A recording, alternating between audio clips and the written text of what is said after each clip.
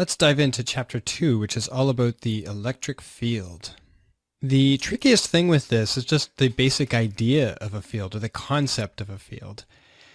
And a field is really just a region that has a unique value at every point. And really it would be a 3D thing, but often in problems, most of the time actually, we would just look at 2 dimensions at a time.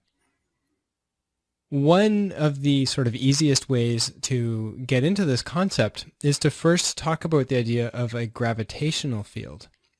So this whole chapter is on the electric field, but it's easier to talk about something we already know to start. So that's why I'm going to start by looking at the gravitational field.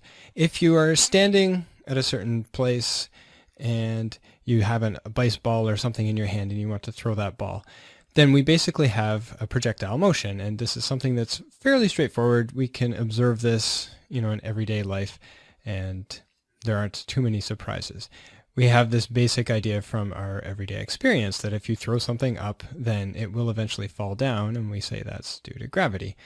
So if I have a person standing there and they throw a ball with an initial velocity vi, then that ball will actually describe a parabolic trajectory, reaching a highest point and then falling and hitting the ground somewhere down the line. When I was teaching mechanics, I would often include the following question on a quiz or a test, and I would basically say and ask my students to draw a free body diagram of an object in projectile motion at its highest point. And it's a trick question because the whole point with projectile motion is that the only force that's acting is the force of gravity.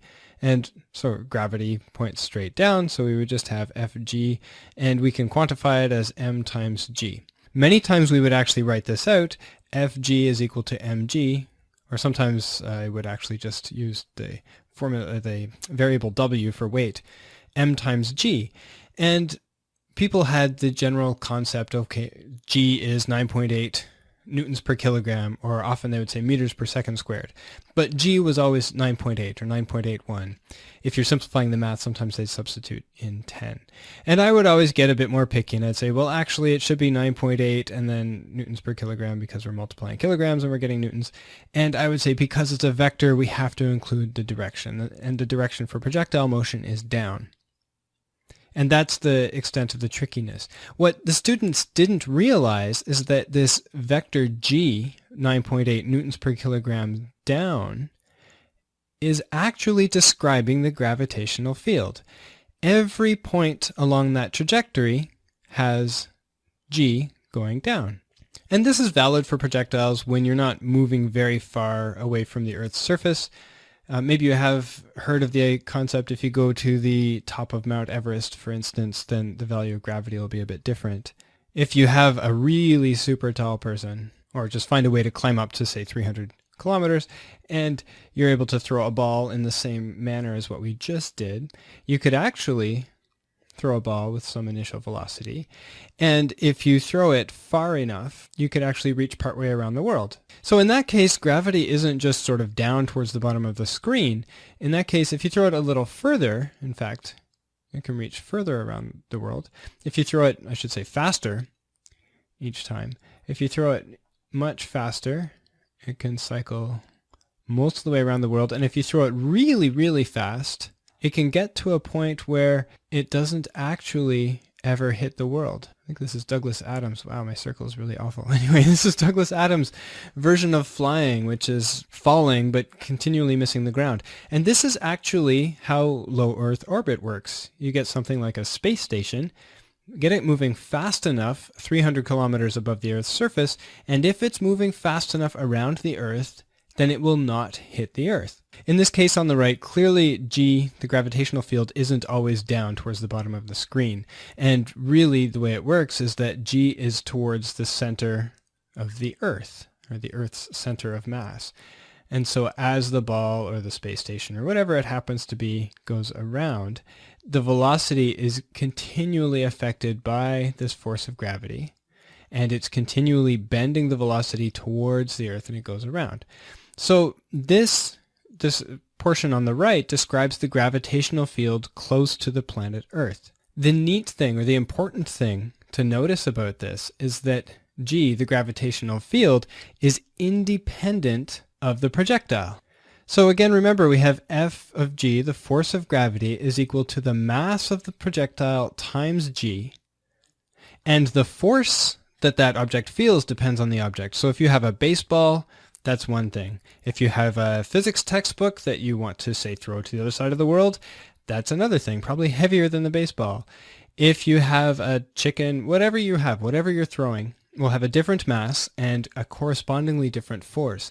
But notice that g doesn't change. The gravitational field depends on the Earth. The gravitational field does not depend on the projectile. If you think back to the last bit on Coulomb's law, we can recall the expression for Coulomb's law was F of E, the electric force, is equal to K times Q1, Q2 over R12 squared, and that's for a point charge. We can compare that with Newton's law of universal gravitation, which says that the gravitational force, the force of gravity, is equal to G times M1 times M2 over R12 squared. In this case, G is a universal constant, 6.67 times 10 to the negative 11 Newton meters squared per kilogram squared. If we apply the universal law of gravitation at the Earth's surface, then we can substitute in the mass of the Earth, the radius of the Earth, and we can isolate Fg equals mg, just like what we had before, where g is 9.81 newtons per kilogram. So there's nothing really new here. This is just from mechanics, and what I'm trying to do is to show the relationship between the electric force and k q1 q2 over r12 squared and the gravitational force g m1 m2 over r12 squared. Because the next step then is that we can write Fg is equal to mg, and we can also isolate g in terms of the gravitational force acting on mass m divided by m. And g is the gravitational field, which is 9.81 newtons per kilogram down at the Earth's surface. And the down is important because it's a vector.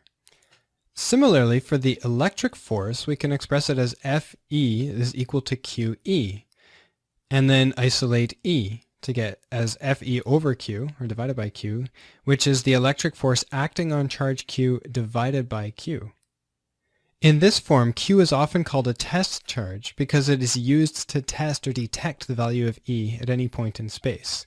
We could take a charge and put it somewhere where we think there's an electric field, and if the charge moves, then we could actually measure the acceleration, and knowing the mass of the charge and the acceleration, we could find the force that was causing that, and then we could divide by the amount of charge that it had to figure out what the electric field is. And it's worth thinking about what the test charge means for a minute. And if you don't understand this immediately, don't worry. It's something that might be worth revisiting a day or two later and repeatedly. It is really important, and I see a lot of students mix up what the test charge means.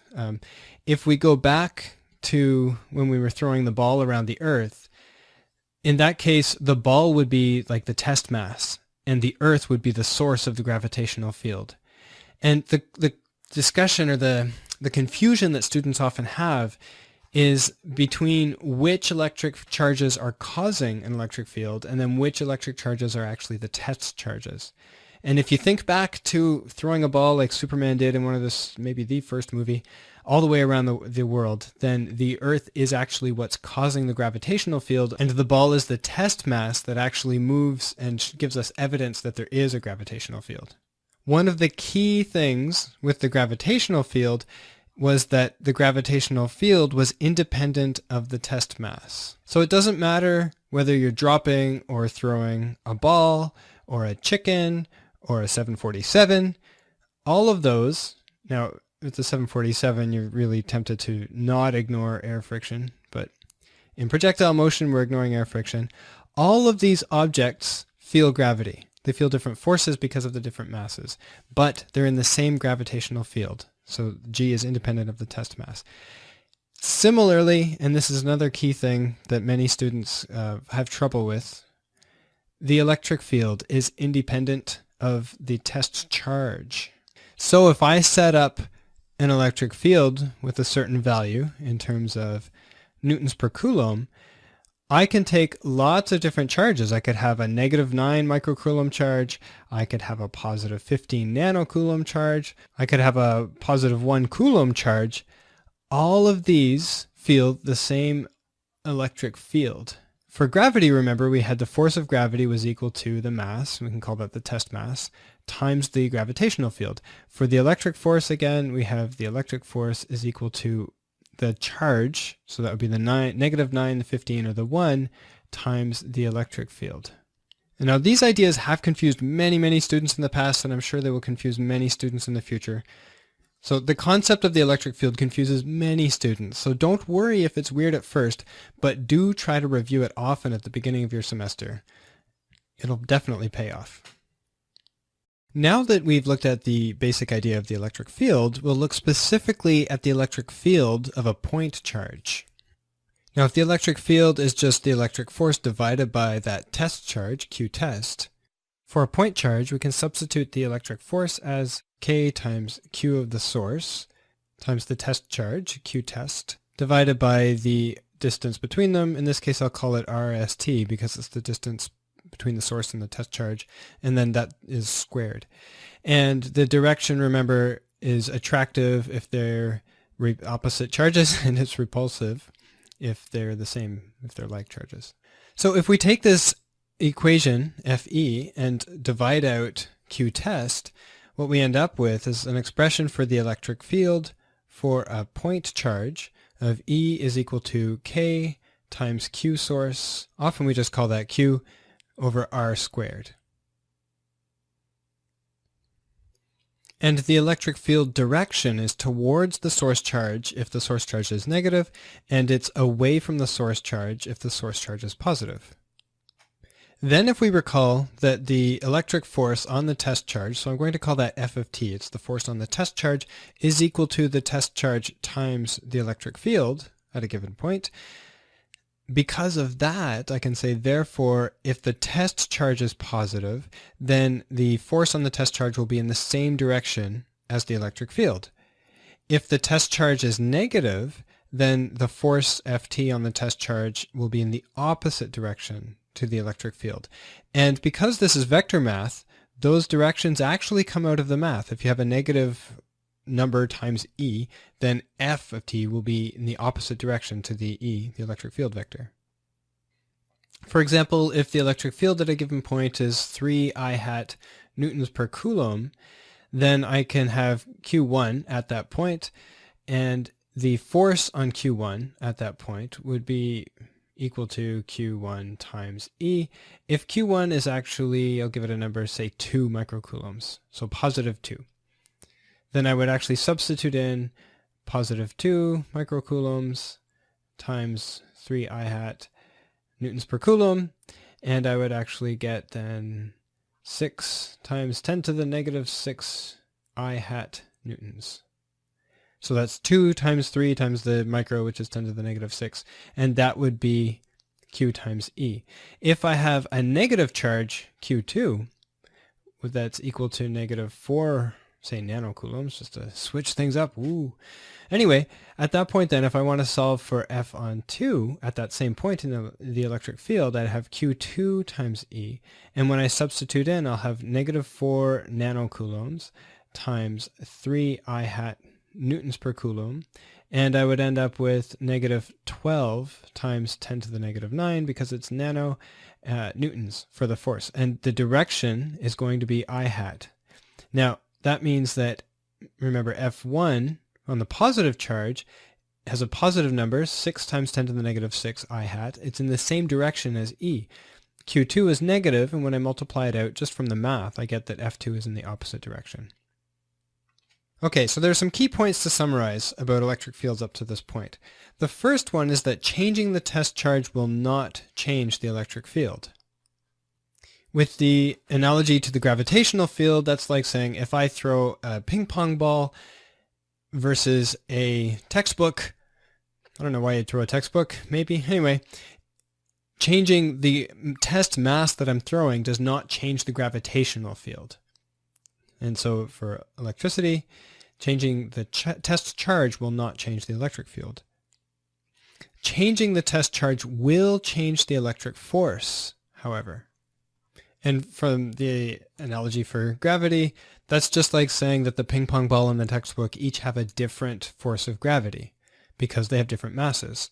So changing your charge, Q1 and Q2 would have different electric forces because they have different charges. The third point is that the electric field is not a force. Yes, it is a vector, but it is not a force. We have to multiply it by the charge. Remember, the units for electric field are newtons per coulomb, so we have to multiply by coulombs before we can actually get newtons to get the force. The fourth point is that the electric force on the test charge depends on the test charge, on QT, but the electric field will exist even if QT goes missing, if we take it away. And the last key point is a quick summary right here. If we have multiple point charges as sources, then the net electric field is just the vector sum of the individual electric fields from each point charge. And I'll just expand on that a little bit here with a quick example. So for example, if we have a positive charge here, Q1, and a negative charge over to the right, Q2, and then another negative charge, I guess I'll put that on the bottom left, Q3, then I can maybe ask for the magnitudes and directions, maybe not the magnitudes, just the directions, because I don't want to do any math for this. I'll choose a point partway down from Q2 and call that point P. So at point P, I'm going to have three individual electric fields, one for each point charge. But remember, the definition of a field is a region that has a unique value at each point. So I can't really have three different values. What I really get is the net value, and the electric field is a vector quantity, so I can just add that up. So if I start with the first one, Q1, the electric field for Q1 is going to point away from the positive charge. So I'll show that as a direction like that, and I'll just call that E1. Then for Q2, it's going to go towards that point charge. And I'm going to imagine that these charges all have the same charge. So Q1, the magnitude of Q1 is equal to the magnitude of Q2, and that's equal to the magnitude of Q3.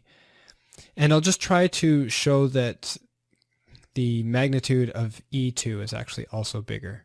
And that's because point P is closer to Q2 than it is to Q1. And so even though the charges have the same magnitude and the K constant is the same in each case, when you divide by R squared, because R is smaller, you get a smaller denominator, which gives you a larger overall value. So the last one is Q3. Now, point P is farther from Q3 than it is from Q2 and a little bit closer than E1, so it should be somewhere in the middle. I'm not going to stress too much about getting the exact vector lengths. I'm just trying to introduce the idea. So out of this, we have three different vectors. To get the vector sum, we just have to add these up. Okay, so adding up first E1, then E2, then E3 gives me a net electric field going from P to the tip of the red vector there, and that would be E net. And that's considering the effects from all 3 point charges, Q1, Q2, and Q3. By this point in the course, you've probably already had to work with vectors a lot, and it's not going away. In fact, later in the course, we end up working in 3 dimensions because you just can't get away from that. And you might already be doing that depending on where you're taking this course. So if you're struggling at all with vectors, one of the most important things I can tell you is to try to master the vector math as soon as possible.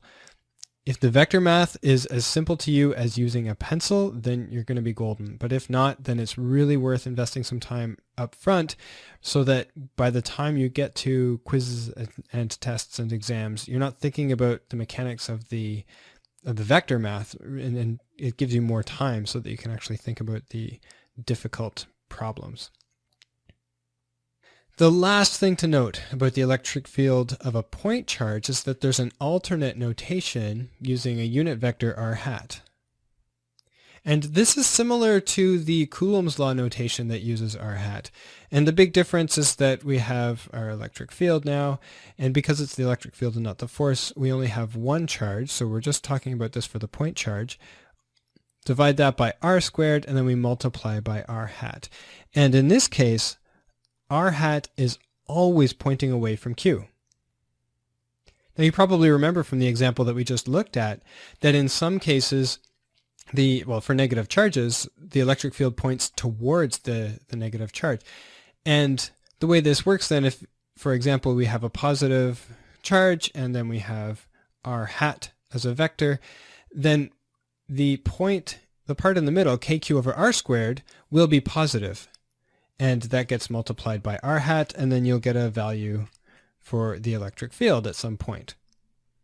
If you have a negative charge, negative point charge, then r hat again points away. When you multiply k and then q, and q is going to be a negative number, divide by r squared, everything in the brackets here is going to be negative. So when you actually solve for the electric field vector, you have a negative number times the r hat, which means that the electric field is going to be going in the opposite direction, towards the point charge. So this convention might actually be preferable for you.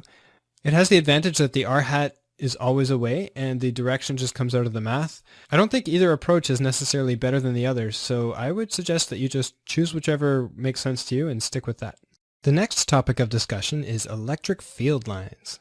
And electric field lines really just gives you a way to visualize electric fields. The key ideas here are that the electric field lines have a direction and they go away from positive, which is to be expected because the electric field also goes away from positive, and they go towards negative.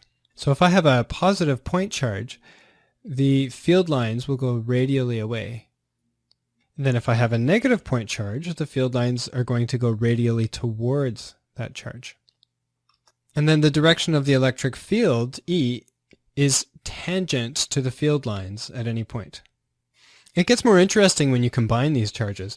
So if I have a negative charge, for instance, on the left, and then a positive charge to the right of it, then if you remember from the example from the previous lecture, the electric field at any point is just the vector sum of the electric fields from each individual point charge. So in this case, we would have field lines going radially away from the positive charge, and we would have field lines going radially towards the negative charge. And I haven't drawn the ones in the middle just yet because those ones actually interact a bit with each other. So going from the positive charge, we'll have a field line going off to the left.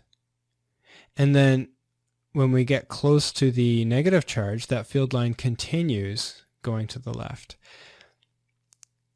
If we look at the upper left quadrant going from the positive and then the upper right quadrant going in towards the negative, these field lines actually end up joining.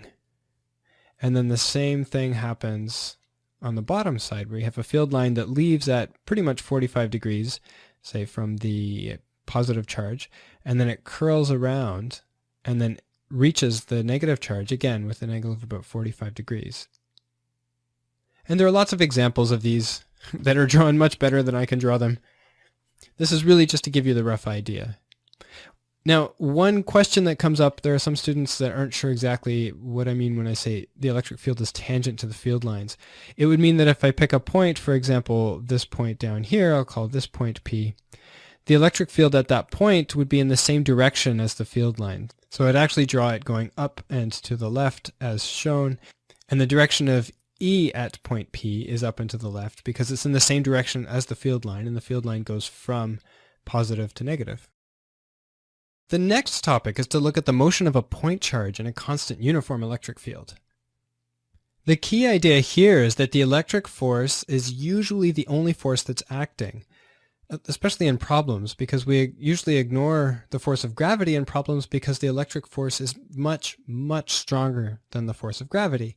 And with the electric force as the only force, motion is really just like projectile motion.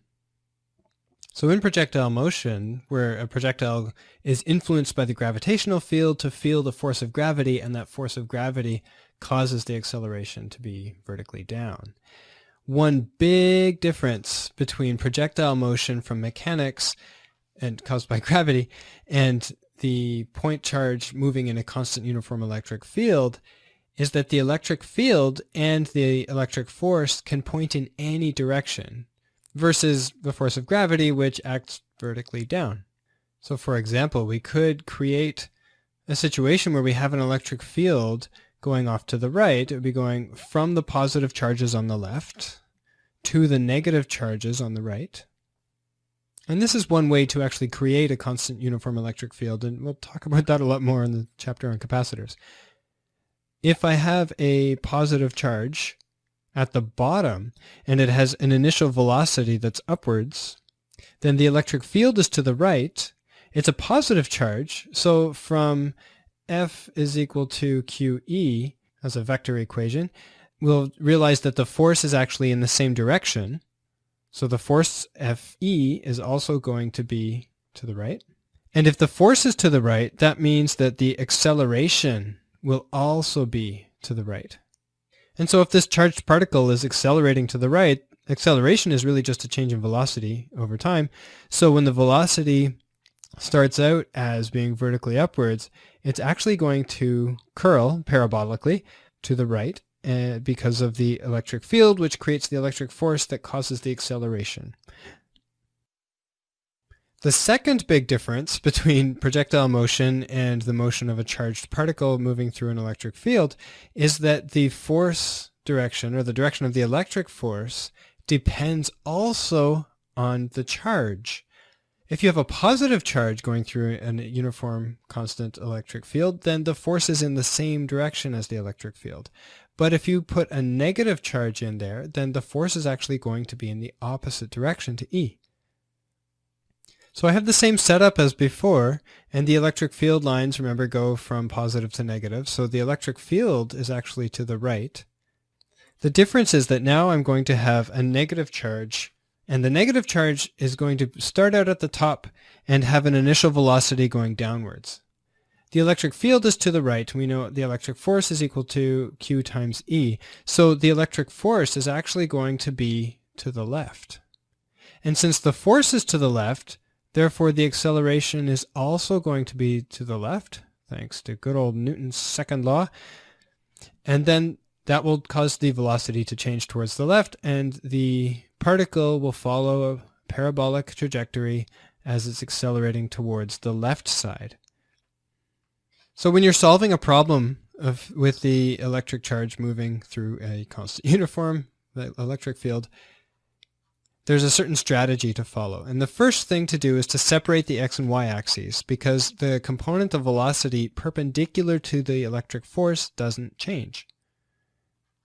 In projectile motion, this was basically the same as saying the horizontal component of velocity didn't change, and that's because the gravitational force was vertical. The next step is to identify the direction of the electric field. Once you know the direction of the electric field, after that, you can actually identify the direction of the electric force.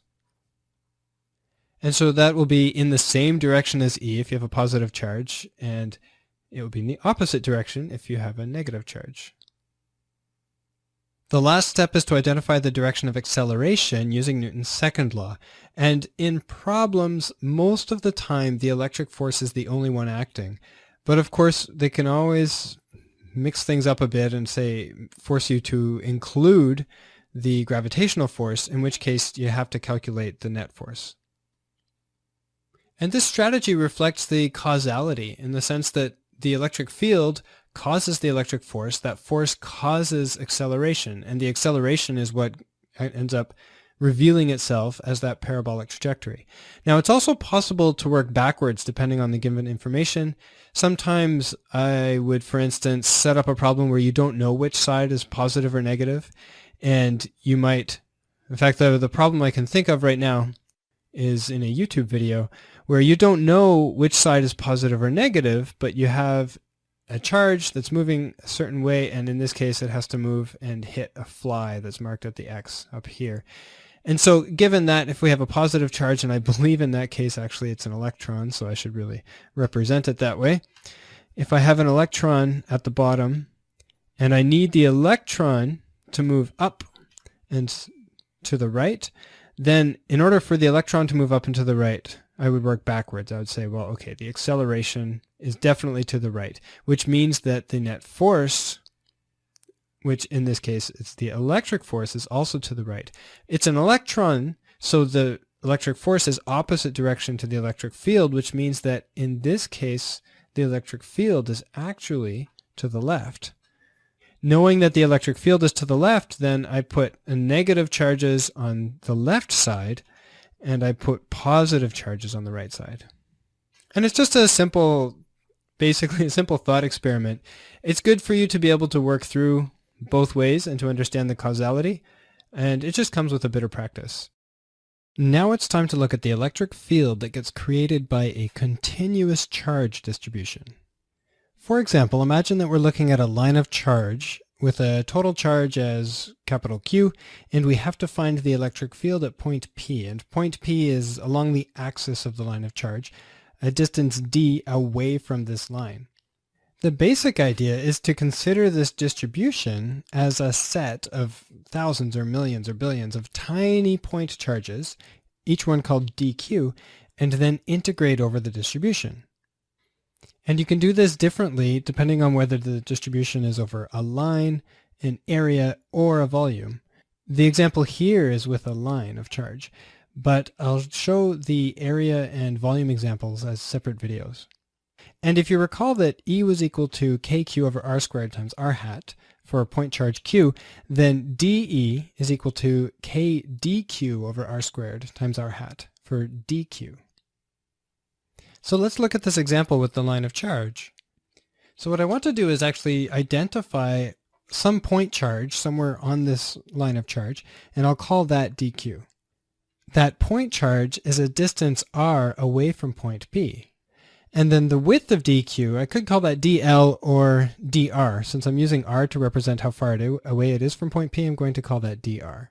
So dr is this sort of imaginary width of dq. R then is the distance from point charge dq to point P. And that is what lets me set up the equation in terms of dE and dq. So the tiny piece of electric field dE created at P is equal to k times dq over r squared times r hat. And r hat, remember, points away from the point charge, so I can actually just draw that on. The direction would be to the right. So the direction r hat, I'll draw it from point P, like that. So if dq is positive, then the electric field dE vector would be to the right as well. Since these are positive charges, in fact I didn't really specify that, but the capital Q, because it wasn't specified as negative, is implicitly positive. Therefore the dE electric field will also be to the right. So we need to somehow set up the integral in terms of things that we can actually integrate. And we have this dq term. We know k is a constant. R is going to vary according to the integral. So it seems like r is a good variable to use to integrate with. But we have a dq on the top. We have to somehow express dq in terms of a variable that we can integrate. And that's why I actually looked at and defined dr as being the thickness or the width of dq, because r varies, and basically as we integrate along this, r is going to change because dq is going to go from one end of the wire to the other, getting closer or farther away depending on which direction we choose. The important thing though is that r is going to change, so it's really good to have the integrated variable be some function of r. So if I can express dq in terms of dr, then I can integrate along r, and that will work nicely. So the trick then is to find some way to express dq in terms of dr, because what we know is the total charge of the wire, and we know the total length of the wire, and that is equal to something called the charge density. And because physicists and physics teachers, and maybe it's just me, are lazy, we represent this mathematically. The total charge is capital Q, the total length is L, and the charge density is lambda. And lambda is specifically the linear charge density. In fact, total charge over total length would actually be called the linear charge density. It gets a little bit different for area and for volume, but the basic idea is still the same. We would have total charge over total area or total volume. So lambda is the linear charge density. So that means in terms of units, we're going to have total charge in coulombs on top. We're going to have length, so the units are going to be in coulombs per meter. That way we can express dq in terms of dr, because dr is a tiny piece of length. The units will be meters. So we can actually say that dq is equal to lambda times dr. When we multiply the linear charge density in coulombs per meter times some number in meters, we're going to get an amount of charge. And this is what lets us do the integral. We would have dE is equal to k times lambda dr over r squared all times r hat. So the next step is to integrate along the line of charge to get the total electric field. So I'm going to integrate from r equals d, the close end, to r equals a plus l, which is the far end. Then I can substitute in the expression I had for dE from just before. So I have k times lambda times dr over r squared times r hat. Then I can take out the constants, k and lambda, so I get k times lambda, and then I have the integral from d to d plus l of 1 over r squared dr times r hat. You know what, r hat is actually a constant as well. I can pull that out front. So I have 1 over r squared times dr. And again, r hat isn't changing in this case. Then it's a matter of evaluating the integral. And the r hat is constant, so I'm going to take it out just so I have a little bit less writing to do. I'll put that on the right-hand side.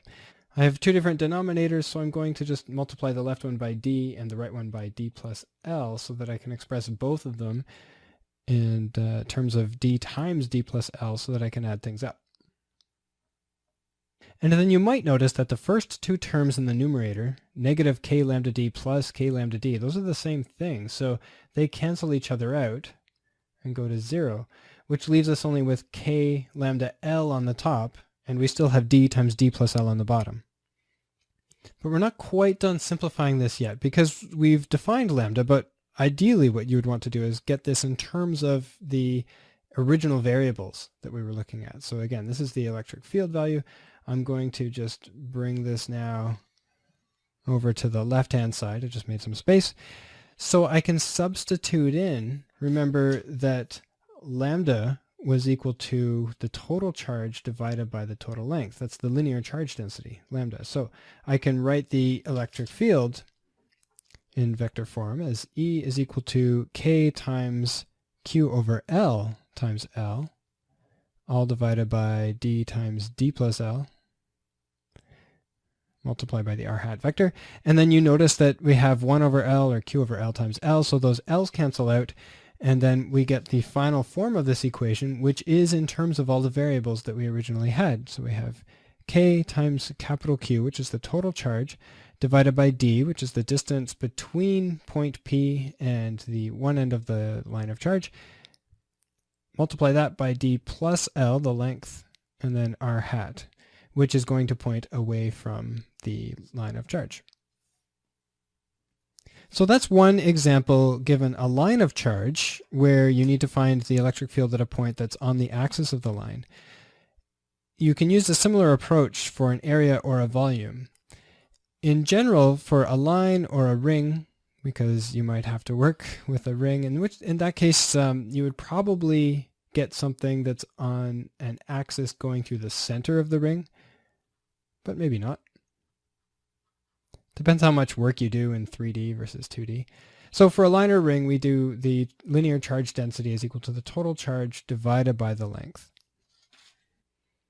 And in that case, the substitution that we use to set up the integral is that dq is equal to lambda times dl. And for the example that I just showed, instead of using L as the integrative variable, I switched it to R. It can be really any length vector or any length variable. Then for an area, we have something called the surface charge density with the symbol sigma, which is equal to the total change divided by the total area. And then dq is equal to sigma times dA. And finally, for a volume, we have the volume charge density with the symbol rho is equal to the total charge divided by the total volume, and then dq is equal to rho times dv. The strategy is to set up the problem so that you're finding the small piece of electric field dE is equal to k dq over r squared times r hat, and then choose the correct substitution for dq according to whether you have a line, a ring, an area, or a volume. And after that, it's just a matter of evaluating the integral over the length, area, or volume, depending on what you have. For more examples of this, check out the videos below this one. And if you don't find what you're looking for, please let me know so I can help fill that gap. This one's going to be really short and sweet. It's just to introduce the idea of the permittivity constant. This is a physical constant, and the symbol that this one gets is epsilon naught, and it's equal to 8.85 times 10 to the negative 12 coulombs squared per Newton meters squared. And I really don't think you need to memorize it. On the job, you would definitely be allowed to look this up, and I'm hoping that your prof will let you have a formula sheet. Or actually, what often happens is that constants like this are provided on your exam. And basically, we mention it here because later on, it's going to be convenient to define K in terms of epsilon naught. And K, as we know and love, is 9 times 10 to the power of 9 Newton meters squared per coulomb squared. And looking at this and thinking about Coulomb's law in terms of the force between charges 1 and 2 being K Q1 Q2 over R squared times R hat, and then looking at the electric field from a point charge as K times Q over R squared also times R hat, it doesn't seem immediately obvious that substituting in 1 over 4 pi epsilon naught for K is going to simplify things at all. But it is going to come up later in the course, and it's worthwhile just mentioning it here.